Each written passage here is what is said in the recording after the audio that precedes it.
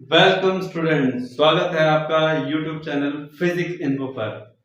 और जैसा कि हम लोग इक्वेशंस ऑफ मोशन को डिराइव करना सीख रहे थे हमारे लास्ट लेक्चर में, अब उसी को प्रोसीड करने की बारी अब यहाँ पर है। तो प्लीज ध्यान से देखिएगा। सेकेंड इक्वेशन जो है वो है S equal to ut plus half A T square, यानी कि इस डिस्प्लेसमेंट के रिलेशन को इस ग्राफ से कैसे फाइंड आउट किया जाए, यही हमारा आज का सवाल है, आज का काम है। बाकी दो इक्वेशन है वो भी हम लोग डिराइव करेंगे। ठीक है बच्चों, तो चलिए आइए शुरुआत करते हैं उस ग्राफ से, उस ज्योमेट्री से जो शेप आपके सामने बन रही है।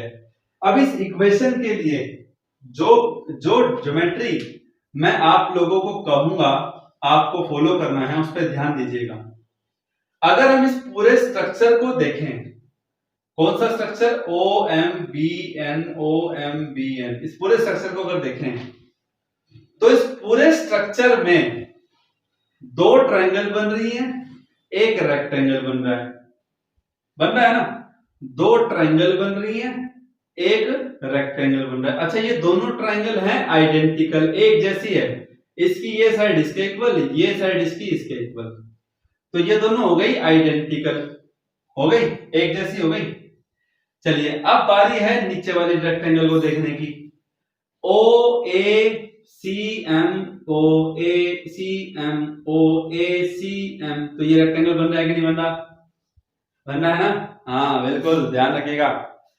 तो मैं जो अब बात आपको बोलने के लिए जा रहा हूं ना, आप है ना हर एक बात को ध्यान से सुनो। एक तो हम लोगों को डिस्प्लेसमेंट चाहिए, और वेलोसिटी और टाइम के बीच में जो ये डिस्प्लेसमेंट है ये कैसे आएगा, ये मैंने लास्ट लेक्चर में ड्राइव किया था, लेकिन मैं फिर से एक बार और आपको समझा देता हूं।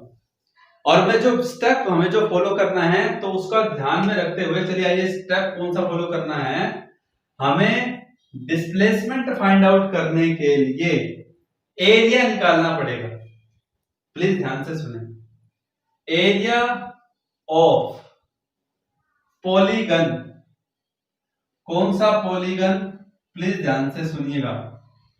ओ A B C M O, जो ये पूरा पॉलीगन है ना, ओ A B C M O, तो ये पूरा का पूरा पॉलीगन जो हमारे को रिजल्ट देगा ना बच्चों, वो एक्चुअल में डिस्प्लेसमेंट के इक्वल होगा जो बॉडी ने कवर किया है। Displacement covered by the body. अब इस बात पे कैसे यकीन कर लें, मतलब अगर आप फिजिक्स के हिसाब से सोचे, सिर्फ डिस्प्लेसमेंट तो इनिशियल पोजीशन से फाइनल पोजीशन के बीच का शॉर्टेस्ट पाथ होता है मोशन की बात करें तो, और यहां पे आप एरिया को डिस्प्लेसमेंट के इक्वल शो कर रहे हो, तो बेटा इसमें दिक्कत क्या है? वेलोसिटी टाइम बीच के का जो ग्राफ था, जो टेंजेंट थीटा आ रहा था, परपेंडिकुलर बाय बेस वाला कंसेप्ट था, यही तो इसकी खूबसूरती है कि कैसे मैथमेटिक्स को, कैसे थ्योरेटिकली फिजिक्स के अंदर उसकी एंट्री करनी है ना, कैसे फिजिक्स को उस मैथमेटिकल टर्म से समझना है, यही तो मेन फोकस है इसका। और क्या रहेगा बताओ इसमें? तो ग्राफिकली इस पे फोकस करने की जरूरत है। तो डिस्प्लेसमेंट कैसे आया ये मैं आपको बताऊंगा, अभी आप टेंशन ना लो, लेकिन इतना जरूर कह रहा हूं कि जो ये पॉलीगन का एरिया आएगा ना, ये डिस्प्लेसमेंट जितना बॉडी ने कवर किया होगा ना, वेलोसिटी टाइम ग्राफ है, वेलोसिटी इनटू टाइम डिस्प्लेसमेंट होता है, इसमें कोई दो राय नहीं है, तो वो उसके इक्वल आएगा। तो प्लीज ध्यान से देखें आप, displacement of the covered by the body को तो मैंने नाम दे दिया एस, मतलब लेफ्ट हैंड साइड तो आगे हमारे पास, अब रह गया right hand side, ut plus half A T square है। तो मजा सा आ जाए आप लोगों को, है ना, कि सर ये डिस्प्लेसमेंट, अभी हालांकि वेरीफाई करने की जरूरत है, यहाँ पे वेरीफाई करने की जरूरत है, आराम आराम से करेंगे। देखो अब मैं इस पूरे पॉलीगन को ना दो हिस्सों में तोड़ रहा हूं। एक हिस्सा कौन सा, ट्रायंगल का, कौन सी ट्रायंगल, ध्यान से देखो, ए सी बी, ए सी और बी, ये ट्रायंगल होगी। और दूसरा हिस्सा कितना रह गया, ये रह गया ना नीचे रेक्टेंगल, तो प्लस में एरिया किसका भाई, रेक्टेंगल का, कौन, OACM है कि नहीं? तो मैंने पूरे पॉलीगन के एरिया को दो हिस्सों में तोड़ दिया, ट्रायंगल में और रेक्टेंगल में। और तोड़ना आसान भी है क्योंकि हमें ट्रायंगल का एरिया का फॉर्मूला पता है और वो है हाफ मल्टीप्लाई में बेस। और भैया बेस क्या होगा इसका? AC। और हाइट किसको बोलते हैं? परपेंडिकुलर को, BC। तो ये किसका तो एरिया आ गया? ट्रायंगल ACB का। AC बेस और BC हाइट। अब बात आती है रेक्टेंगल की। रेक्टेंगल का तो एरिया आपको चुटकियों में याद होगा, ट्रायंगल का भी याद होना चाहिए, लेंथ इनटू ब्रेड्थ। तो भैया लेंथ कितनी है? ये रही। और विड्थ कितनी है? OA। तो यानी कि आपके सामने विड्थ लिख लो पहले OA, मल्टीप्लाई में लेंथ लिख लो बाद में OM। बात एक जैसी पढ़नी है, ठीक है? OA मल्टीप्लाई OM, ठीक है ना बच्चों? कंफ्यूज तो नहीं होना, ये नाम क्या है इस रेक्टेंगल के लिए?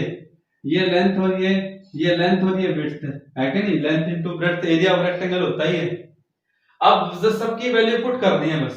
ग्राफ में देख रखा है कौन क्या है और जिनका नाम दे रखा है उनके नाम की जगह उनकी वैल्यू रख दो।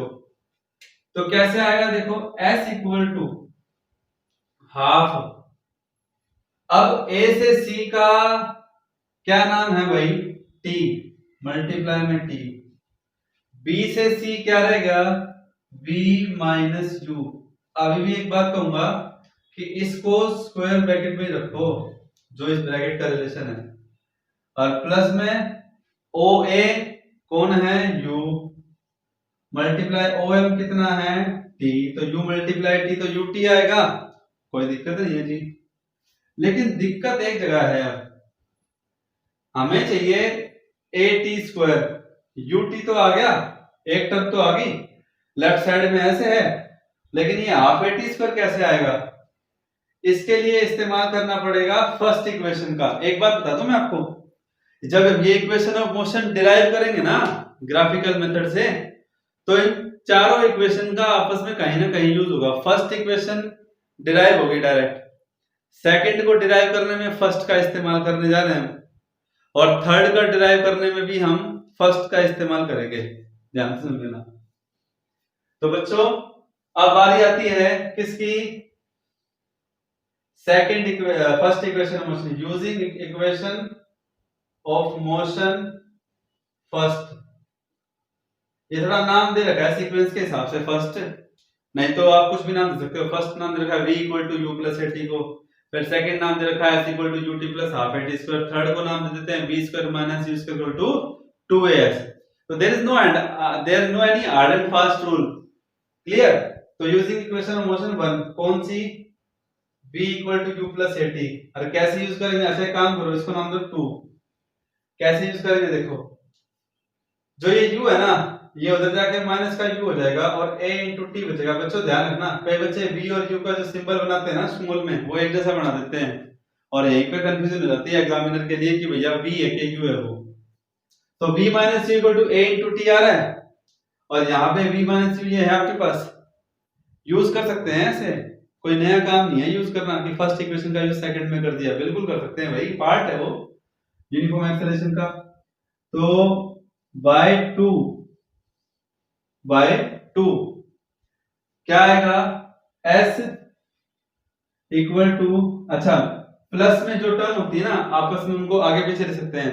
जैसे मैं कहूं 3 प्लस 2 या 2 प्लस 3, आना तो आंसर 5 ही है, बस एक सीक्वेंस बन जाएगा क्वेश्चन के हिसाब से।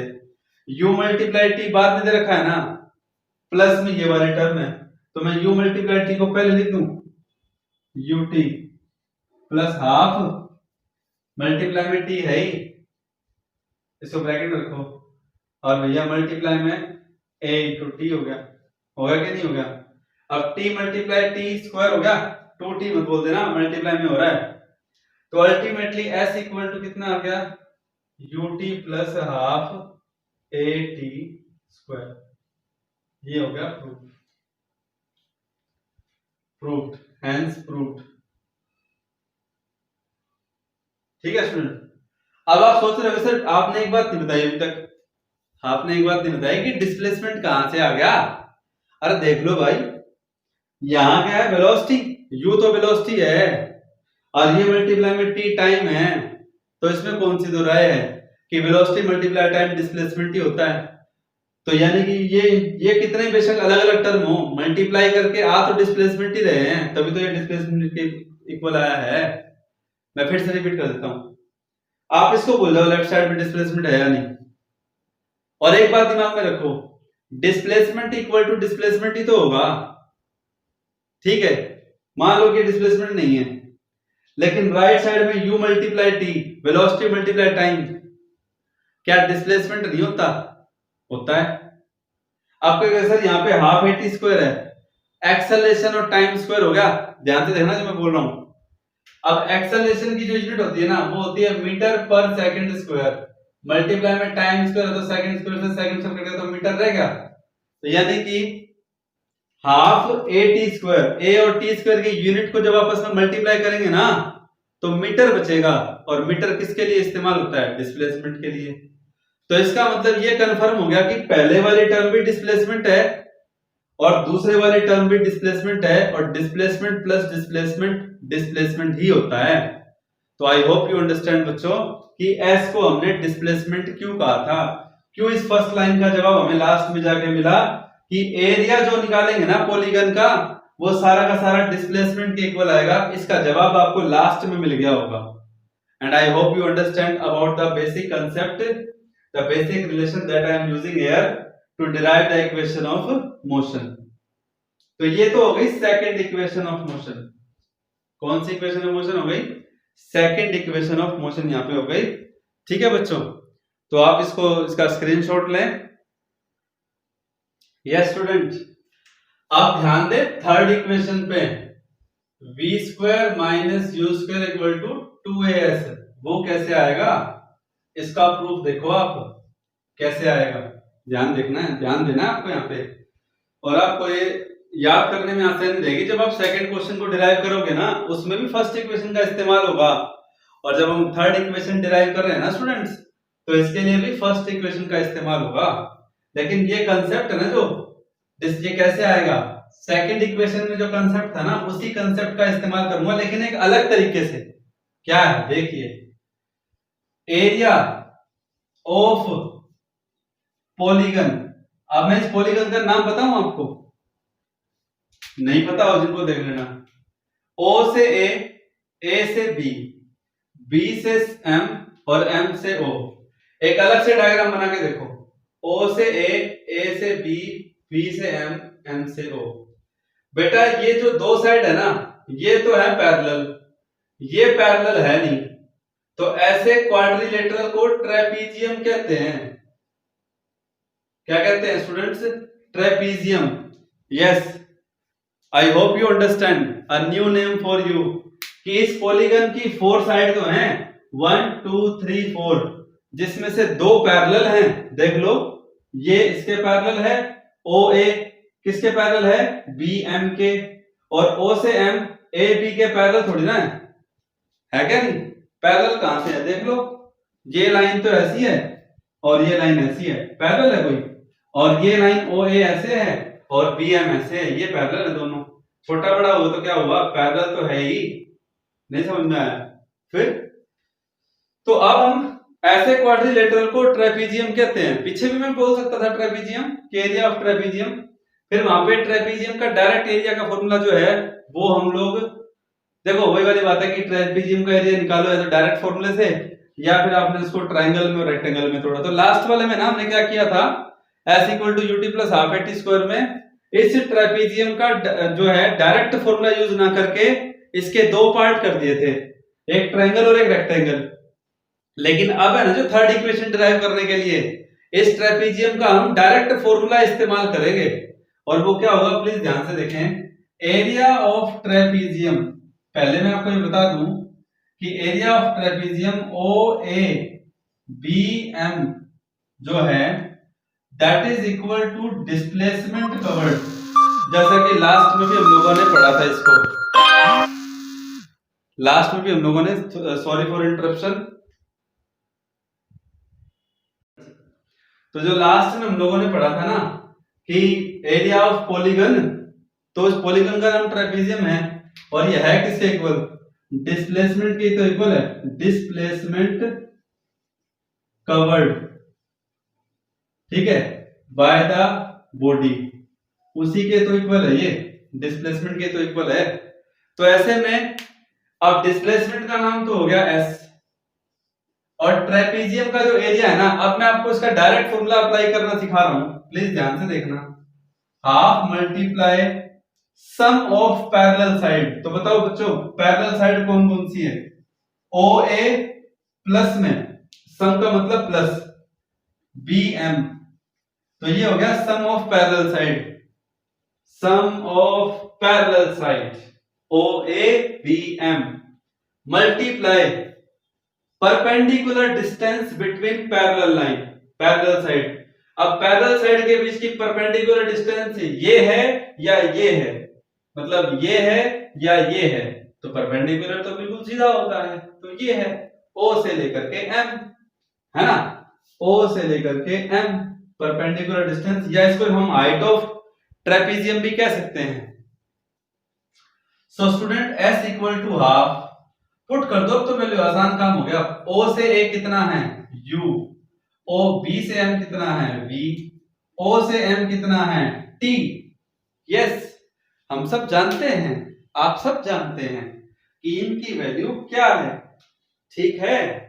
अब ध्यान से देखें और समझें, यहां पे अगेन फर्स्ट इक्वेशन का इस्तेमाल होगा, मैं इसको थर्ड नाम दे देता हूं, ठीक है बच्चों। और अब मैं लिखने जा रहा हूं using first equation of motion v equal to u plus A T. अब आप सोच रहे हो सर कैसे यूज करें, कहां यूज करें, यहां तो u प्लस v है, हमें टाइम नहीं चाहिए। देखो मैं आपको एक हेल्प करता हूं आपकी सिचुएशन को समझने में। क्या इस एक्सप्रेशन में टाइम है? नहीं है। इस एक्सप्रेशन में टाइम आ रहा है? आ रहा है। तो इस इक्वेशन के अंदर से जो फर्स्ट इक्वेशन में जो टाइम है उसकी वैल्यू बाकी सबके रूप में निकाल दो, क्योंकि यहां टाइम नहीं चाहिए। वेरी फर्स्ट टाइम जो बच्चे सीख रहे हैं ना, तो बच्चे सीख लो आराम से, कोई जल्दबाजी नहीं है कि कैसे किसी वेरिएबल को पुट किया जाए। तो यहां पे फर्स्ट इक्वेशन ऑफ मोशन कैसे इस्तेमाल करेंगे, u पहले प्लस में है, यहां पे माइनस में, तो v minus U equal to a into में t हो गया। फिर a मल्टीप्लाई में है t के साथ, फिर डिवाइड में, तो v माइनस यू अपॉन में a इक्वल टू t आ गया। And I hope you understand कि कैसे मैंने फर्स्ट इक्वेशन से t की वैल्यू निकाल दी, और अब मैं इस t की जगह जो थर्ड पे इक्वेशन है ना, थर्ड इक्वेशन में जहां पे t है उसकी जगह पे v minus U upon a का इस्तेमाल कर रहा हूं बाय 3। लास्ट में मैं ये लिखूंगा, ध्यान से देखना, s equal to half multiply में v प्लस यू। अब तुम सोचोगे सर u प्लस v था, वो आपको पता लग जाएगा ऐसा क्यों करते हैं, प्लस में कोई चेंज तो होना नहीं, तो सोच रहे हो सर ऐसे कैसे रहने दो, ऐसे कैसे रहने दे नहीं सकता ना, क्योंकि रिलेशन चाहिए जिस हिसाब से वहां v स्क्वायर पहले दे रखा है, माइनस में u स्क्वायर है। देखो आपको पता लग जाएगा, v माइनस यू अपॉन में a आ गया, किसकी जगह पे, टाइम t की जगह पे क्या आ गया, v माइनस यू अपॉन में a आ गया। अब आप एक बात बताओ कि a plus B multiply a minus B है, तो क्या होगा, a square minus B square होगा कि नहीं होगा, बिल्कुल होगा। a प्लस बी, तुम कहोगे सर a तो नहीं है ये, तो भैया आइडेंटिटी तो याद होगी मैथ में, मैथ में a प्लस बी का होल स्क्वायर पढ़ा है, a प्लस बी का होल स्क्वायर नहीं है, लेकिन ये है बच्चों a plus B multiply a minus B. I hope you understand. So this will be v square minus U square, और नीचे डिनोमिनेटर में ये 2 रहा, ये a रहा, डिवाइड बाय 2a हो गया। अब क्या रह गया लास्ट में, 2a डिवाइड में, वहां जाके मल्टीप्लाई में, तो ultimately v square minus U square तो एक तरफ, 2as एक तरफ, और जब दोनों एक तरफ हो गए अपने अपनी तरफ, तो ये प्रूफ हो गया, हेंस प्रूव्ड। तो थर्ड इक्वेशन प्रूफ हो गई अल्टीमेटली हमारी, कि कैसे हमें उसे जो है फाइंड आउट करना है। तो आई होप यू अंडरस्टैंड कि कैसे इस थर्ड इक्वेशन को हम लोगों ने ग्राफिकली डिराइव किया। ठीक है, अब बात आती है फोर्थ की। फोर्थ इक्वेशन को मैं ग्राफिकली डिराइव नहीं करूंगा, फोर्थ इक्वेशन को मैं डायरेक्ट एनालिटिकली मैथमेटिकली आपको एक सिचुएशन समझाऊंगा और उस सिचुएशन को कैसे फॉलो करना है उसके बारे में हम लोग बात करेंगे। ठीक है बच्चों, तो ध्यान रखना इस बात का। Take the screenshot of this. Now fourth equation, dnth u plus a by 2n minus 1। Actual में ये क्वेश्चन सबसे हट करके है और आई होप कि आप इस चीज को समझेंगे जो मैं अब आपको बताने जा रहा हूं। बच्चों एक सिचुएशन समझिए, फिर हम इस इक्वेशन पे आएंगे, इसका प्रूफ, इसके प्रूफ पे आएंगे। ठीक है, जैसे क्लास में एक तरफ 6 रोज है, 6 रोज है। ठीक है, 1 2 3 4 5 6।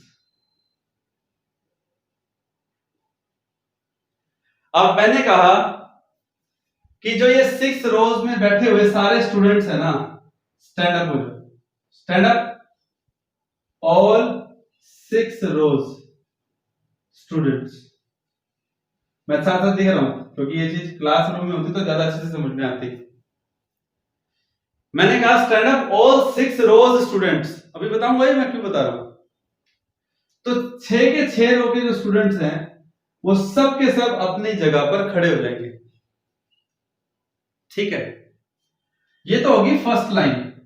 अब सेकंड लाइन जो मैं बोल रहा हूं ना वो ध्यान देना आप लोग कि स्टैंड अप 6 रोज स्टूडेंट्स। 6th रोज यानी कि अब आप समझ रहे होंगे क्या अंतर है फर्स्ट और सेकंड में। फर्स्ट में बोला सेटअप स्टैंड अप ऑल 6 रोज स्टूडेंट्स, स्टैंड अप 6 रोज या ऑल 6 रोज स्टूडेंट्स। तो 6 के 6 बेंचेस पर बैठे हुए बच्चे थे वो अपनी जगह पर खड़े हो। फिर मैंने कहा स्टैंड अप 6th रो स्टूडेंट्स। तो आई होप यू अंडरस्टैंड कि 6th रो की मैंने बात की है, तो पहले 5 वाले स्टूडेंट्स जो हैं बैठे हुए, जो बेंचेस पर बच्चे जो बैठे हुए हैं वो अपनी जगह पर खड़े नहीं होंगे, वो वहीं बैठे रहेंगे। सिर्फ खड़े कौन होंगे? जो 6th रोज का बेंच है उस पर बैठे हुए बच्चे अपनी जगह पर खड़े होंगे। अब मैंने आपको ये एग्जांपल क्यों बताया, आइए इस एग्जांपल को मोशन के अंदर समझते हैं। देखिए ये एक रास्ता है, स्ट्रेट लाइन पाथ है। ये इनिशियल पॉइंट ए है, इनिशियल पॉइंट ए है। तो ए से लेकर के बी तक का जो ये टोटल रास्ता है ये 10 मीटर के लगभग है, या फिर मैं मान लीजिए 100 मीटर के लगभग। अब हमने क्या किया, सिचुएशन बता रहा हूं क्योंकि समझना कैसे है। अब इस 100 मीटर के रास्ते को मैंने 5 इक्वल पार्ट में 1 2 इक्वल पार्ट कह लो या फिर अलग अलग कह लो, चलो आपकी मर्जी है। इक्वल कहना पड़ेगा, थोड़ा सा यूनिफॉर्म एक्सेलरेशन है ना इसलिए। तो ए से लेकर के बी, दूसरी बात 1 2 3 4 4 5 इस तरह से हो गया। अब किसी पर्सन ने ए से चलना शुरू किया, उस वक्त वो रेस्ट पर था तो उसकी इनिशियल वेलोसिटी 0 थी। सिचुएशन धीरे धीरे समझिएगा 1 बाय 1 करके। जब वो पॉइंट A1 पर पहुंचा तब उसकी वेलोसिटी जो थी वो थी करीब करीब 5 किलोमीटर पर आवर। कोई दिक्कत नहीं है, ठीक है जी। फिर वो A1 से B1 पर पहुंचा, A2 पर पहुंचा, तब उसकी वेलोसिटी 10 किलोमीटर पर आवर थी। A3 पर पहुंचा तो 15 और A4 पर पहुंचा तो 20। और ये जरूरी भी था। अच्छा टाइम कितना लिया, A से लेकर के A1 तक। A पे टाइम 0 था, A1 पे टाइम लिया उसने 10 सेकंड का, A2 20 second, A3 30 second, A4 40 second. आप मेरी बात समझना अभी जो मैं बोल रहा हूं, ठीक है। 10 20 30 40 सेकंड हो गए और लास्ट में जब ये यहां पहुंचा बी पे तो यहां उसकी स्पीड 25 किलोमीटर पर आवर थी।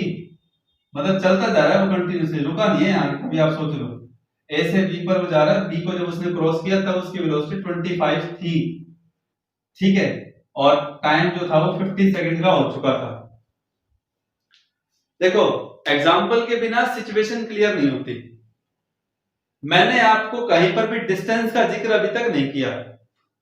मैंने आपको अभी यूनिफॉर्म एक्सेलरेशन की सिचुएशन समझाई है यहां से, क्योंकि ए पे 0 था, फिर A1 पे 5 किलोमीटर पर आवर कितने सेकंड में, 10 सेकंड में, अगले 10 सेकंड में 10, फिर अगले 10 सेकंड में 15।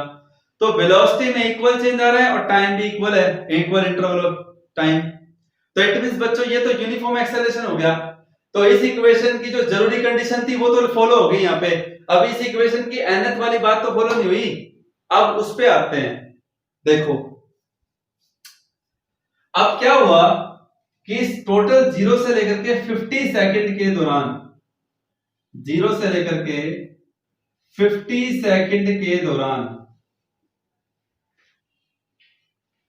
सिचुएशन क्या आई कि रास्ते में ये पूछ लिया गया कि भाई 25 सेकंड के बाद, अब मेरी बात ध्यान से सुनना, कि आफ्टर 25 सेकंड ऑब्जेक्ट कहां है, ऑब्जेक्ट कहां है 25 सेकंड के बाद। और फिर एक क्वेश्चन ये पूछा गया कि 25th सेकंड के बाद, भाई एक तो 25 सेकंड के बाद ऑब्जेक्ट कहां मतलब है कि ऑब्जेक्ट ने कितनी डिस्टेंस कवर की है, और एक सिर्फ ओनली 25th सेकंड में कितनी डिस्टेंस ऑब्जेक्ट कहां है का मतलब डिस्टेंस कितनी कवर की है, और डिस्टेंस कितनी कवर की है 25 सेकंड और 25th second. I hope you understand कि जो पहला जब सवाल है 25 सेकंड का, उसमें जो आपको टाइम काउंट करना है वो शुरू से लेकर के 25 सेकंड तक का टाइम काउंट करना है, ठीक है। आपको डिस्प्लेसमेंट पता लग जाएगा ut plus half AT square का इस्तेमाल करके। एक्सेलरेशन आपको यहां से निकल जाएगा, टाइम 25 सेकंड का हो गया। लेकिन जब आपसे यह पूछा गया, देखो बच्चों I hope you understand and please try to understand. अब सेकंड जो सवाल है वो 25 सेकंड टोटल नहीं है, ओनली 25th सेकंड।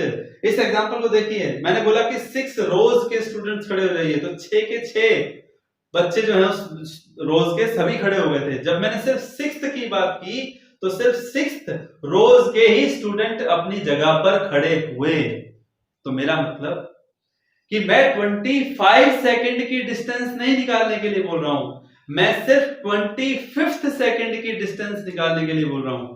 और 25th का मतलब 24 के बाद 25th या 25 के बाद 26। इसका मतलब 25th सेकंड का मतलब टोटल 25 सेकंड नहीं है, सिर्फ 1 सेकंड है। प्लीज ध्यान से सुनिएगा।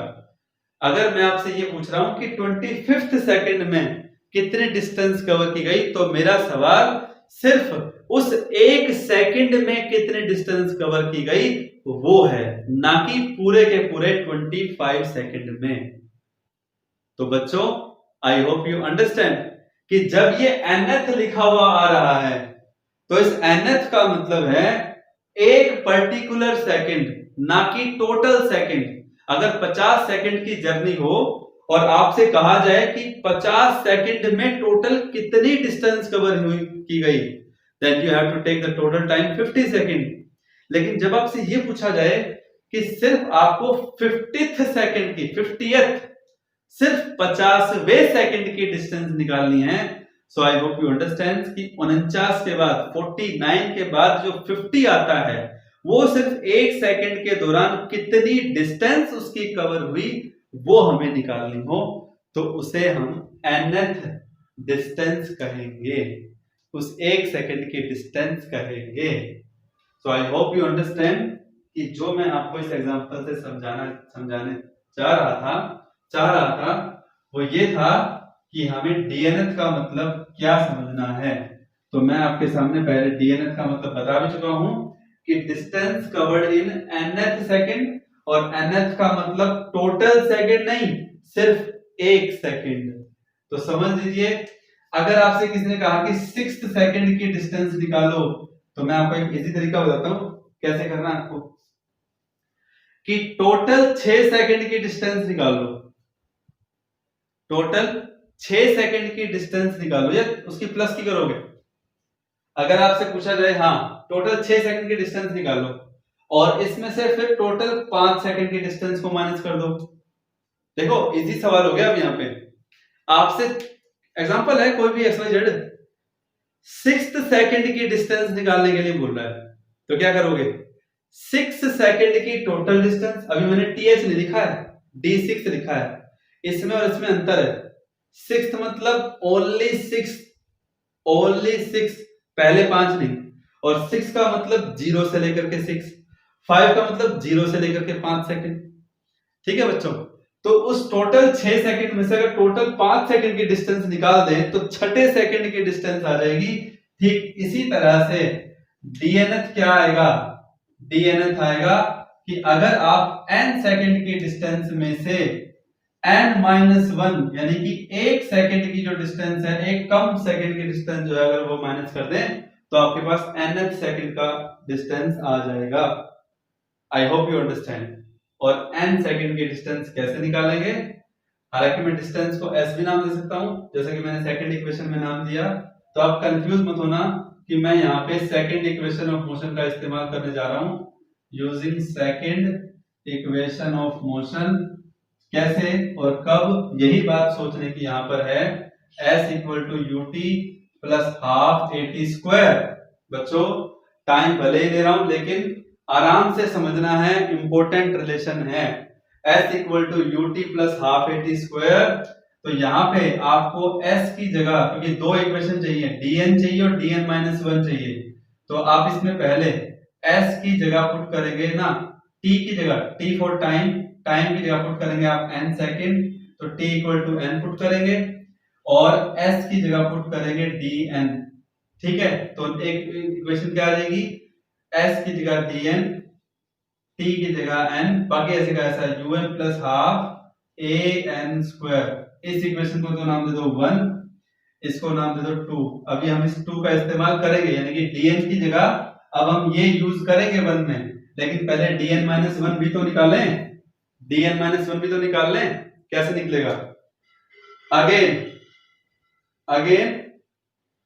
क्या, इस इक्वेशन में आप s की जगह put t equal to n-1 ये निकालने के लिए, और s की जगह dn-1। कौन सी इक्वेशन में, इन इक्वेशन स्टार, यानी कि जिस इक्वेशन को मैंने स्टार नाम दिया है, इक्वेशन ऑफ मोशन सेकंड वाली।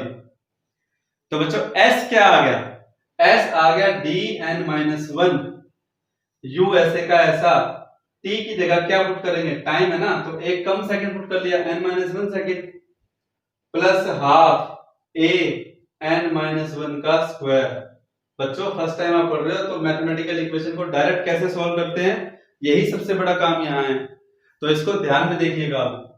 अब अपने को 1 में dn और dn-1 चाहिए था, वो dn और dn-1 2 और 3 से हमें मिल रहा है, तो हम क्या करेंगे, अब 2 और 3 का इस्तेमाल करेंगे 1 के अंदर, यूज 2 and 3 in 1। तो हमारे पास dnth, I hope you understand कि एक पर्टिकुलर सेकंड का डिस्टेंस पूछ रहा है, इसलिए उसका जनरल एक्सप्रेशन dnth लिख रहा हूं। dn की वैल्यू क्या है, un plus half an square, फिर माइनस, ये रहा माइनस dn-1, तो dn-1 क्या है, un-1, इसमें इस पूरे में प्लस था बीच में, ये माइनस dn-1 के बिल्कुल बाहर है, तो dn-1 की जो जो टर्म होगी ना, ये मल्टीप्लाई में 1, प्लस वाले टर्म माइनस में हाफ, इनटू में an-1 का स्क्वायर। अब देखो u multiply n, half an square. 9th class students, ये आप वेरी फर्स्ट टाइम अगर ये पढ़ रहे हैं कि मल्टीप्लिकेशन कैसे हो रहा है, तो ये ध्यान देने की जरूरत है। ये कुछ साइन है तो multiply half an square minus इस u को अंदर लेके जाओ तो माइनस का un माइनस माइनस प्लस का u हो जाएगा, और फिर ये माइनस इसके साथ है, माइनस का हाफ इंटू an-1 का स्क्वायर खोलिएगा, a माइनस b का whole square, a square plus b, 1 का स्क्वायर 1 होता है, माइनस 2n, ये हमारे पास आएगा। अब देखो dnth, ये लिखना मत भूलिएगा, dnth, un से un कट गया। अब देखिए क्या बचा, हाफ an स्क्वायर प्लस का u माइनस अब देखो इस हाफ a को ना 1 2 3 तीनों के साथ मल्टीप्लाई करना है, ध्यान देना।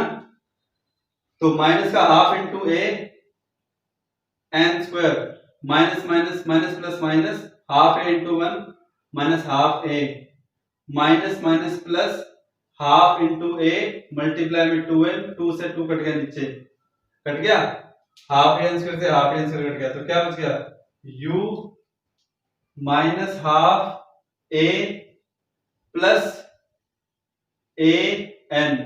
ठीक है, अब देखो इन दोनों में से a कॉमन आ रहा है, तो dnth किसके इक्वल आ गया, देखिए बच्चों, u ऐसे का ऐसा, a इन दोनों में से कॉमन आ ही रहा है, प्लस का a ले लेते हैं, प्लस का a क्यों, क्योंकि सर यहाँ पे तो माइनस है, अरे पहले ये वाले टर्म ले लो ना, तो a n और ये माइनस का हाफ बाद में लिख दो। ठीक है, और n माइनस हाफ का जब आप एलसीएम लेंगे तो लास्ट स्टेप जो बचेगा वो आएगा dnth इक्वल टू कितना आ जाएगा, u प्लस n अपॉन में 1 माइनस 1/2 एलसीएम आएगा, तो u plus a/2 2n minus 1। तो I hope you understand students कि this is the last relationship, dnth equal to u plus a/2 into 2n minus 1। तो ये derivation आप लोगों को मैं बता देता हूं कैसे आया, ये बताना जरूरी था। ठीक है, लेकिन जो ग्राफिकल मेथड वाले हैं ना, वो तो तीनों आपको पूरे पूरे नोट करने ही है। फोर्थ कैसे आया ये भी आपको नोट करना है, लेकिन आप इसको याद भी कर लेंगे तो भी काम चल जाएगा। बात समझ में आ गई। मेनली ये डेरिवेशन 11th क्लास के स्टूडेंट्स हैं, उनके लिए भी ये डेरिवेशंस है प्रॉपर इक्वेशन ऑफ मोशन का, लेकिन ग्राफिकल मेथड है वो लोअर क्लासेस में भी, लाइक 9th क्लासेस के अंदर भी उसका मेथड का जो है यूज है।